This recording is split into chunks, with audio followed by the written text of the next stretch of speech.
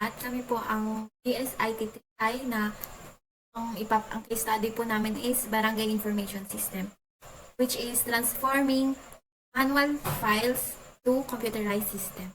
So, mag-input po tayo dito ng username ni admin, then password, login.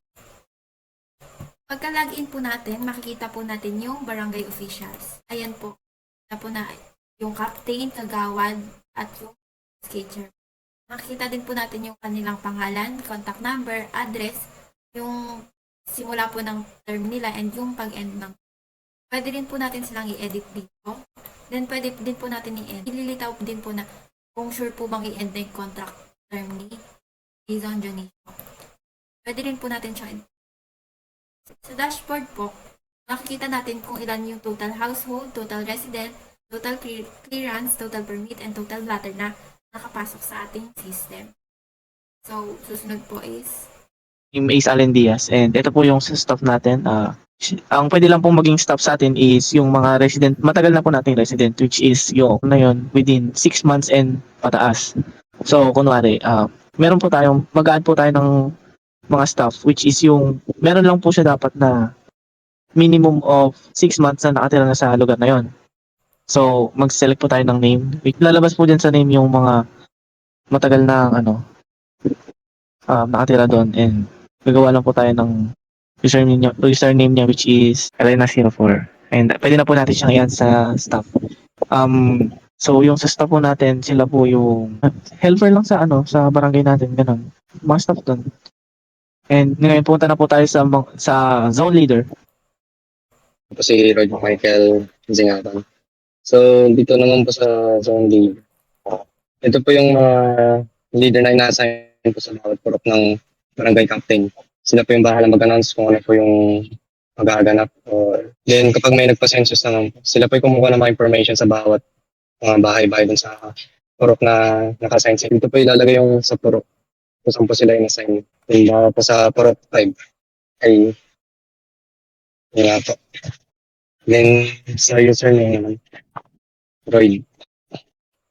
Then, ganun din po sa, so yung po makikita niyo po. Siya po yung naka-assign sa Purok 2. ako po si Jasigil Pepolalo. And dito po sa household, makikita po natin dito yung household number, yung number po ng bahay, number po ng zone or purok, then yung members po ng pamilya, then yung head of the family. Try po natin yung 256 which is naka-register na po doon sa rest. Yung head of the family po, automatic na rin po magpapakita. Yung family na or yung head na naka-register dito sa may resident. Ito rin po automatic dahil doon po sa resident info, malalaman po natin mamaya kung bakit ganito na may automatic na head of the family din yung walang member ng family ang meron sa house. Next po is yung resident. Hello, my name is Paulo Biancheta. Ngayon po ay nagpuproceed tayo sa resident. So ngayon may makikita tayong 12 resident dito. Mag-add tayo ngayon ng panibagong resident. Input natin last name, Ancheta. Then first name, Paulos. Then middle name. Then proceed tayo sa may birthday. December 12, 26, 2022. Then sa street, Lysep. Then dun sa may household number, yung sa may household na. Then dito po sa may household, ang may input lang po natin is available na number is hanggang 3 lang po. So ang input po natin is 311. Then sa may proceed tayo sa may blood type.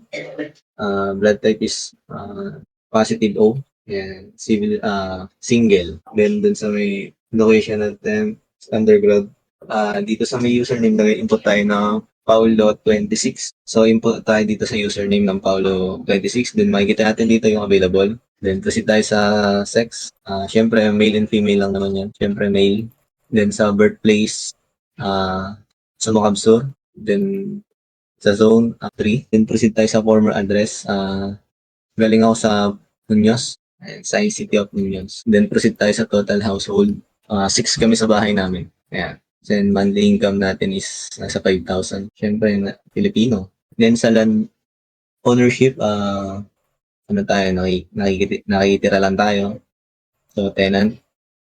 Then dun sa may house ownership, nagre-rent lang naman tayo syempre at di naman tayo mayaman. So dito pwede tayong mag-input ng picture, pwede tayong mag-insert diyan. Ayan, then gawa tayong password, Paulo 26 na lang din. Then so yun, makikita natin dito kung anong zone siya, yun number 3. Then ayan, lumabas yung picture natin, then yung age is 20. Ayan. Proceed na tayo sa permit. Ngayon, dito makikita natin kung sino yung mga kumuha ng mga permit, clearance. So, ngayon maganda tayo ng kukuha ng Then, select tayo ng resident.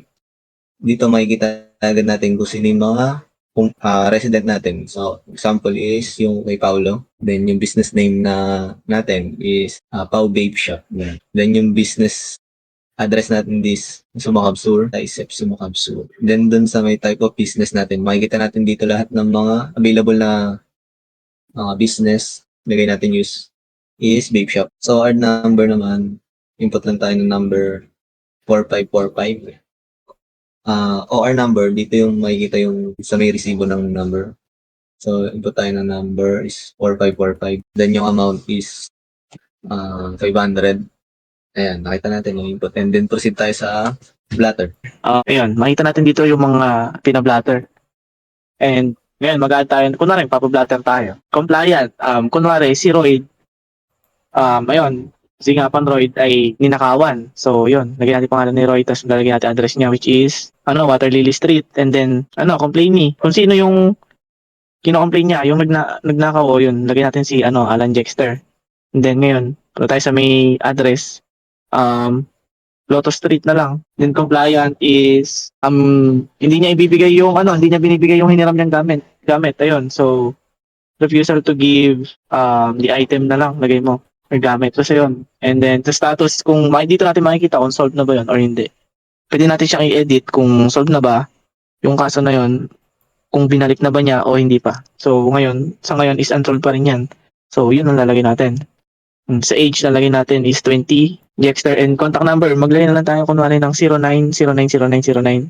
Yung age naman dito ng complainee, which is si Royd, lagay natin 21. Yan. And then contact number din ni Royd, which is lagay lang natin 09999999. Dito sa police, kung kailangan ba ng police talaga na may pumuntang police o wala, kung kailangan pa niya. Kasi meron pwede ka magpablatan ng may death threat sa'yo kung magpapadala ka ng police, yun, pwede yun. So sa ngayon hindi natin kailangan magpadala ng pulis kasi nga hindi lang naman siya nagsuli ng gamit. So ino-know natin 'yan. And then sa incidents naman dito natin pwedeng ilagay yung kung saan kung saan anong location sa nangyari yung krimen or yung ginawang pabablatter mo, which is sa Water Lily Street, sa bahay mismo nila Royd kasi kinuha sa kanya yung gamit niya. So ayan, mag-add na tayo ng blatter. Paki-click na yung add. Ayan. So makikita natin dito yung date recorded niya, yung compliant, yung kinomplain at yung complaint niya. Yung date din niya is automatic na siyang mag-generate kung anong date ngayon. Kaya next tayo sa clearance. So dito tayo ngayon sa clearance. Kunwari, kuha tayo ng clearance which is proof of residency. So pindutin natin yung sa clearance. Ayun, clearance number 1. Auto na siya. And then, punta tayo sa residence. Sino bang kuha ng clearance? Ayan, si Yasi na lang lagay natin. Kolalong Yasi. And then, sa findings, makita natin dito kung meron ba titingnan natin kung meron ba siyang history sa barangay, kung napablatter ba siya o ano. So, wala siyang so, lalagay natin dyan. And then, dito sa purpose, ano bang kukunin niyang purpose? Para saan yun? So, sa yun? Proof of residency. Doon yun need. So, may bibigay sa kanya official receipt yung barangay na ilalagay natin dito. So, kunwari na lang, binigyan siya ng receipt na number 1234. And then, amount is 50 pesos. Add clearance natin. Ngayon, ipiprint natin yung clearance niya. Ipipindutin lang natin yung generate. And then, balik na tayo doon sa form natin. Next natin is sa activity. So, basically, dito lang din natin makikita yung mga kunwari, ayan, dito activity, lagay natin kunwari December 23. Activity name is Pamasko galing kay Kapitan. Pamaskong handog, yan. So, sa description, maagang pamasko mula sa ating Kapitan. Yun lang. So, pwede tayong maglagay ng image dito or para sa activity na ilalagay natin. Yan. Ika po yung, try po natin mag-sign out. Tapos kunyari po, yung staff po yung magla-login. So, username ng staff, which is week 22. Password po, tapos login. Now, ang staff po, ito po yung mga makikita na. Household number, zone, total members, head of family, sa resident, sa zone leader, sa permit, and yung blotter, and TRATs. Pati rin po yung activity makikita ng. Sa case study po na ito, meron po tayong dalawang users, which is admin and yung staff. Then sign out po. Yun lang po, dito po natatapos yung aming presentation about barangay information system. Thank you po.